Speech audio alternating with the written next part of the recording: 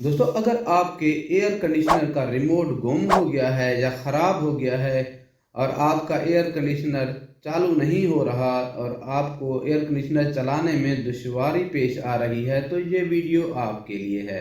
आज मैं आपको बताऊंगा कि आप अपने एयर कंडीशनर को बगैर रिमोट के किस तरह चालू कर सकते हैं। मेरा नाम है तारिक और आप देख रहे हैं डीजी के टेक्निकल। शुरू करते हैं अपनी वीडियो और चलते हैं अपने एयर कंडीशनर की तरफ। दोस्तों, सबसे पहले आपने अपने एयर कंडीशनर की पावर को ऑन कर देना है। उसके बाद आपने अपने एयर कंडीशनर का कवर खोल लेना है। कवर खोलने के बाद आपको साइड में एक छोटा सा बटन नजर आएगा, आपने उसको दबा देना है। बटन दबाने के बाद आपका एयर कंडीशनर चालू हो जाएगा और आप आराम से अपनी नींद पूरी कर सकते हैं। दोस्तों, अगर मेरी वीडियो आपको पसंद आई है तो मेरी वीडियो को लाइक करें, चैनल को सब्सक्राइब करें और बेल का आइकन दबाना मत भूलें, ताकि मेरी नई आने वाली वीडियो का नोटिफिकेशन आप तक पहुंचता रहे।